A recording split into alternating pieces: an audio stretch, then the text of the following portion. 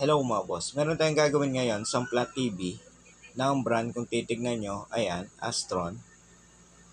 Bale ang problema nito, base sa customer, ayaw daw mag-power. So yun bale ang problema nitong TV.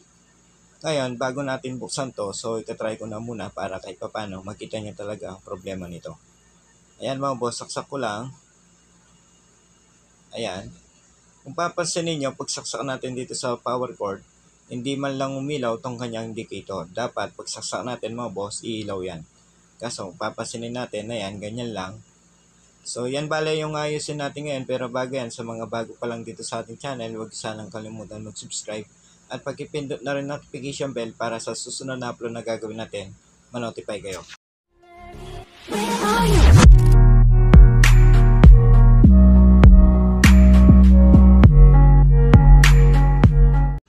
So ayan mga boss, kung titignan nyo, bale nabuksan ko na tong TV. Bale tinanggal ko na muna tong kanyang LVDS connected dito sa mainboard. Ayan, tapos ito rin kanyang wire para sa kanyang ilaw. So tinanggal na rin natin.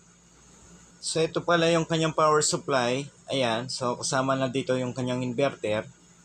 Bale ito yung kanyang inverter section mga boss, ayan. Tapos ito naman yung kanyang mainboard.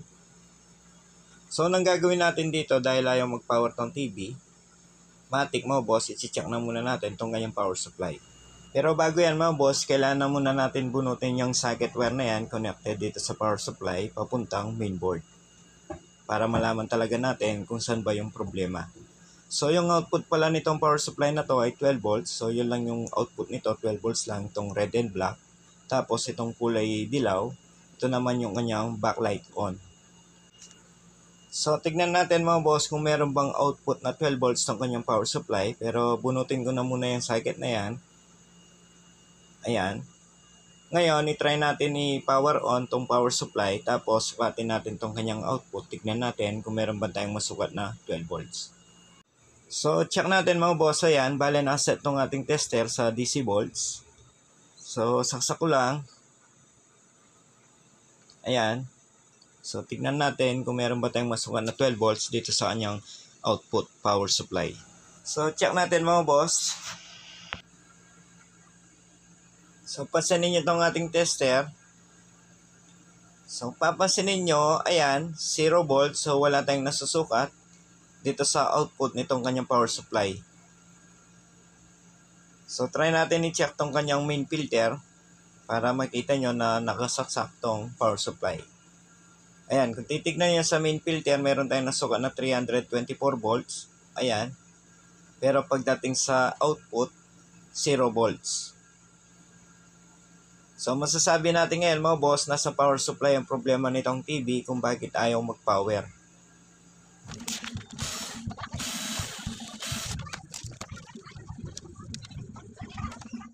Kung titignan nyo, ayan, bale, nabaklas ko na itong power supply. So, base dito sa mga solder, okay naman, ayan. Wala rin tayo nakikitang pumutok or sunog. Ngayon mga boss, para madali na tayo, so i-check ko na muna itong power supply. Ngayon, pag nakita ko na yung problema, sasabihin ko na lang sa inyo. So, ganun na lang gagawin natin para madali na ito ang ating video. A few moments later. So, ayan mga boss, bale, okay na itong TV. Bale, nag-convert na lang ako dito kasi nga, yung nakita kong problema dito sa power supply nitong TV, yung mismong regulator IC na SMD. So, wala tayong available na ganun mga boss, kaya naisipan ko na lang i-convert ng ibang power supply itong TV. So, kung titignan nyo, bale, ito yung power supply na nilagay natin. So, yung output nito ay 12 volts din. So, itong dating power supply nitong TV, bale, ginamit pa rin natin yan kasi yung power supply na yan, kasama na din dyan yung inverter. So, kaya gagamitin pa rin natin yan. So, yung connection naman na ginawa natin dito mga boss, madali lang. So, mamaya papakita ko sa inyo. Pero ipapakita ko muna yung nakita kong problema na pyesa nitong power supply. Kung titignan nyo, bale ito yung, ayan, yung nakita natin na problema, itong IC na yan. Bale yun yung regulator IC nitong power supply.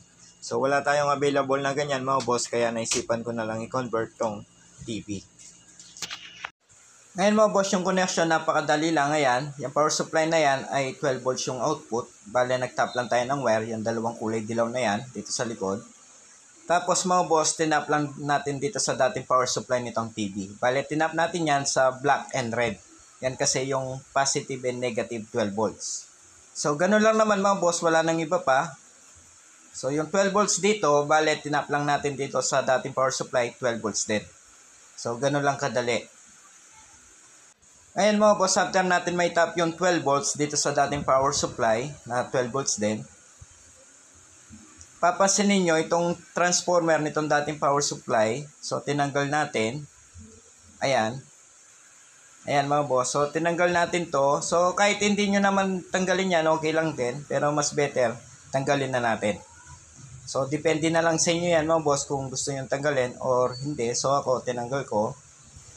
Ngayon mga boss, yung power cord nitong TV, kung titignan nyo, bale, hindi na natin tinap dito sa dating power supply, bale dito na natin tinap, ayan, dito sa nilagay natin ng power supply. So, hindi na dito mga boss. Kasi ang power supply nitong TV ngayon, ito na ang hawak natin. So, yan na bale yung pinaka power supply. Papansinin nyo, yung 12 volts output, pumasok dito sa dating power supply, ayan, positive, negative, 12 volts, sa red and black. So, doon lang natin tinap yung dalawang wire na yan, na kulay dilaw. Ngayon mga boss, try na natin na yan para makita nyo na okay na talaga tong TV. So, pasinin nyo tong indicator, saksak ko lang. Ayun, kung napasin nyo mga boss, umilaw na. Ngayon, power on natin sa button. Dapat magkulay blue yan. Ayun. So, nagkulay blue mga boss yung indicator, meaning nag-on na tong TV. Kaso, itong kanyang screen di pa umilaw kasi nga natanggal yung mga wire na yan. So, itatap natin yan, tapos tignan natin kung ilaw ba yung screen mga boss. So, itap ko lang. So, ito palang power supply na yan mga boss. Bale, inverter na lang yung gumagana dyan. Yung mismong supply, power supply, hindi na bale gumagana. So, ulitin ko, yung pinaka power supply ngayon nitong TV mga boss, yung nilagay na natin. Bale, yung board na yan, para sa inverter na lang, para sa mga ilaw. Kaya ginamit pa rin natin yan mga boss. Ayan, kung titignan nyo, bale, na-tap na natin yung wire. Ngayon, try natin, tignan natin kung ilaw ba yung kanyang screen. Saksak ko lang. Ayan, power on. So, pasinin natin tong screen mo, boss, kung ilaw ba yung mga ilaw. Ayan. Ayun. So, napansin nyo mga boss, umilaw naman yung screen. Ayan. So, meaning, walang problema yung inverter nitong TV. Bale, power supply talaga ang problema nitong TV na to mga boss. Ngayon, saksak ko lang tong LVDS para makita natin kung wala bang problema yung kanyang screen or panel. So, isaksak ko lang to mga boss. Kung titignan nyo, ayan, bale na isaksak na natin yung LVDS dito sa mainboard. Ngayon, i-power on natin ulit ang TV mga boss. Tignan natin kung wala bang problema yung pinaka-panel. Ayan, power on. Ayun. Ngayon mga boss, tignan natin yung kanyang screen kung meron na bang display. Ayun, meron na mga boss. So, naka-audio video tong TV. Ayan. So, okay naman yung kanyang screen. Ayan. Wala naman guhit o problema. So, power supply lang talaga ang problema nitong TV na to mga boss. Ayan, buo naman yung kanyang screen or display. Ngayon, okay na to. Bale, ipipix ko na lang tong board, tong mga power supply para may sara na natin. A few moments later.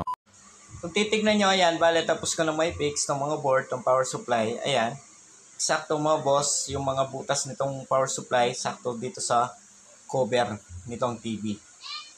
Ayan.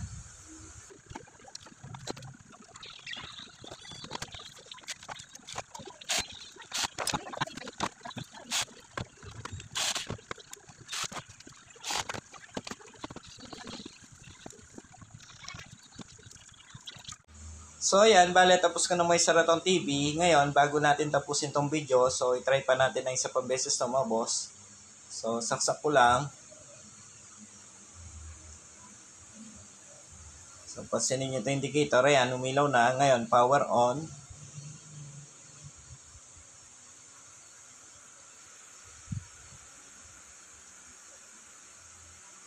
Ayun. So titignan nyo, ayan. Buo naman yung kanyang display. Bale, naka-audio video tong TV. So, wala lang tong antena. Kaya ganyan lang mo, boss. Pero masasabi na natin na okay na tong TV.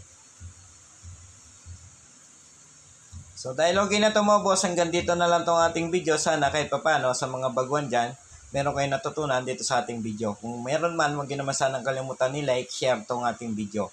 Sa mga bago naman dito sa ating channel, huwag nyo naman sanang kalimutan mag-subscribe at pakipindot na rin notification bell para sa susunod na upload na gagawin natin, ma-notify kayo. Hanggang dito na lang, maraming salamat.